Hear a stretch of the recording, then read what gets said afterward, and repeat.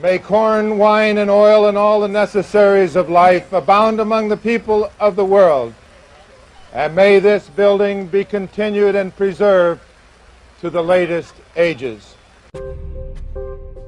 What do these things really signify? Could it be an occult ceremony representing some sort of demonic conspiracy, as some suggest? Or is it merely a harmless practice to honor an ancient tradition? To investigate these things, we first review the beliefs of the secret societies that came to America. It is clear that the arcane symbolism in Washington, D.C. begins with them. When you want to talk about symbols and what they mean, you really have to look at who's authored these symbols, what was their intentions. Well, I think it's obvious that anybody who has the eyes to see can see that Washington, D.C., and indeed many other state capitals are festooned with occult symbols. Because these symbols come from the esoteric realm, it is important to define them according to the thinking of occult philosophers. Symbols reveal and they conceal.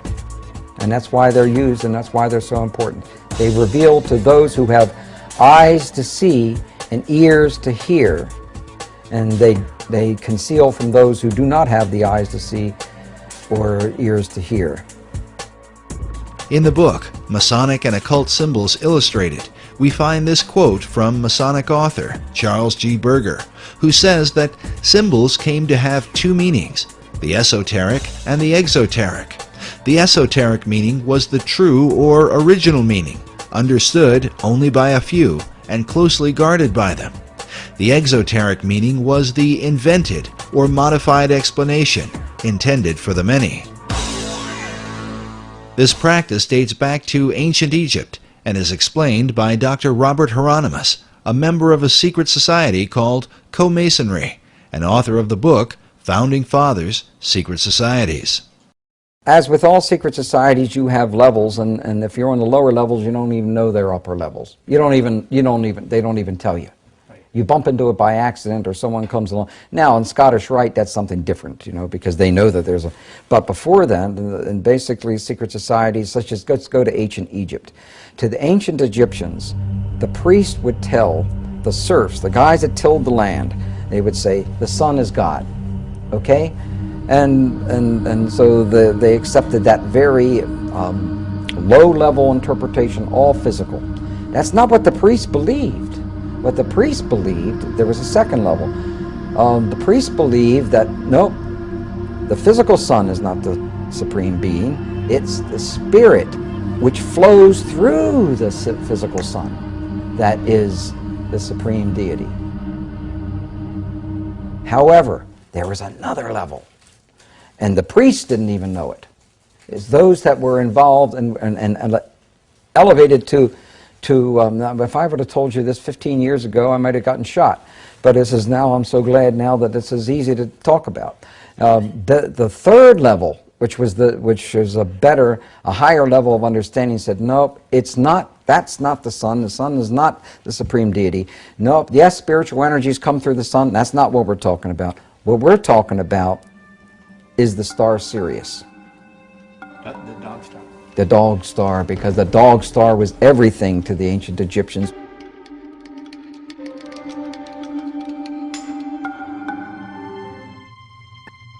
Sirius is said to have been the most important star in the ancient world. It was considered the brightest star in the heavens, many times brighter than the sun. The Great Pyramid was built to synchronize with Sirius, so that the light of this star would shine into the Queen's chamber, supposedly to cast a beam upon an initiate during a ritual. Sirius is considered to be the dog star. It's considered to be the most evil star in the Egyptian pantheon. And the reason for this is because in ancient Egypt they depended on the Nile. And during the time when Sirius is in its ascendancy, which is in late July and early August, was the time of drought. It was a time when the Nile was at its most weak in terms of being able to be used for crops. And so the Egyptians thought this as a time of blasted blight, drought, and evil. Interesting thing about all of Freemasonry is Symbolism is ultimately very important. They don't put a lodge in the East because it's a nice place and it looks good. They put it in the East, the masters have put it in the East, because it's the rising sun. It's the rising sun, you're catching the energies of the light. As Dr. Hieronymus revealed earlier, the real light shining in the East for the Egyptians was not merely the sun, but the light of the dog star, Sirius, which some believe holds a more sinister implication. This dog star also has relations to the idea of modern-day ceremonial magic and modern-day Masonry. This was especially true for 20th century occultist and Freemason Aleister Crowley, who openly practiced ceremonial magic and was a member of a secret order called the Order of the Silver Star. The Silver Star was a reference to Sirius. Masons teach that at the center of every Masonic lodge there's a five-pointed star right underneath the altar upon which the candidate is obligated. But the thing is, what they don't tell you is that five-pointed star represents Sirius, which is regarded as a satanic symbol. There is perhaps no symbol that evokes occult suspicion like the figure of the pentagram, which from ancient times was associated with the dog star Sirius. Masonic philosopher Albert Pike wrote that Sirius still glitters in our lodges as the blazing star. The blazing star is an ancient Gnostic term for Sirius, and as shown here is symbolized in Freemasonry by the five-pointed star or pentagram. According to Pike, this symbol in Masonry dates back to the pentalpha of the Greek philosopher Pythagoras. The pentalpha gets its name for the 5 alphas or Greek letter A's which make up its composition. Typically in Freemasonry you see the five-pointed star with the nose point down. Now there's even a division in Masonry which considers this the evil side of Freemasonry as opposed to the non-evil side. For example, Freemasonic lodges in New York do not use the nose side down star. They turn it around so the nose is pointing up, and they consider that a good variety of Freemasonry. Here is an upright Masonic star, which is another type of the blazing star mentioned earlier. Some believe this representation of Sirius may be the origin of the five-pointed stars which adorn the American flag, as well as the stars that adorn the Statue of Freedom on top of the U.S. Capitol. Incredibly, these same five-pointed stars were carved by Freemasons into the ceiling of Rosslyn Chapel in Scotland more than 500 years ago. Because Sirius is said to arise in the east, it also became known as the Eastern Star. To the Egyptians, Sirius was identified with the dog god Anubis, which is where the name Dog Star comes from. Anubis was said to have guarded the gates of death and was the protector of mysteries. Meanwhile, the Romans recognized Sirius as Janitor Letheus, or the Keeper of Hell. These dark associations may be the reason for the sometimes grim view of Sirius and the five-pointed star that represents it.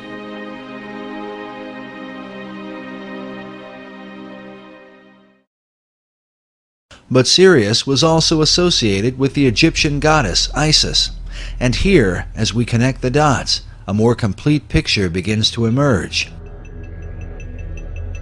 For the Egyptians, the rising of Sirius in the east preceded the annual flooding of the Nile River, which for them was a magical event.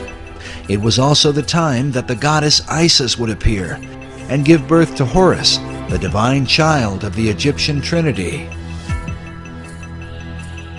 The all-seeing eye is also called the Eye of Horus, and in Freemasonry, Horus symbolizes the Masonic concept of a Christ.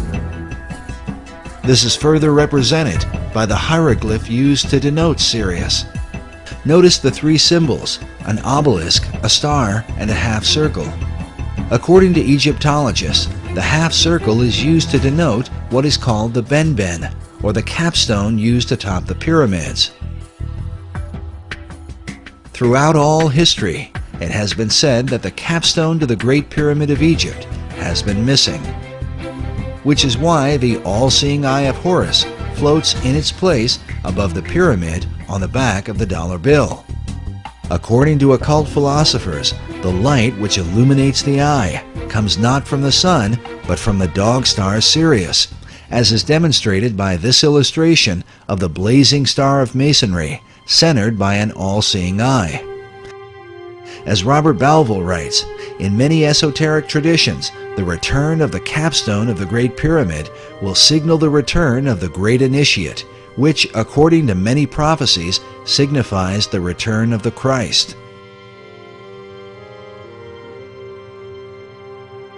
Albert Pike describes the Masonic Trinity as expressed through Sirius and the symbols that are seen in most all Masonic halls.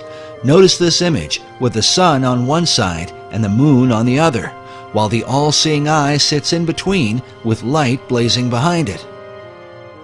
Pike writes that the sun and moon represent the two grand principles, the male and the female. Both shed their light upon their offspring, the blazing star, or Horus.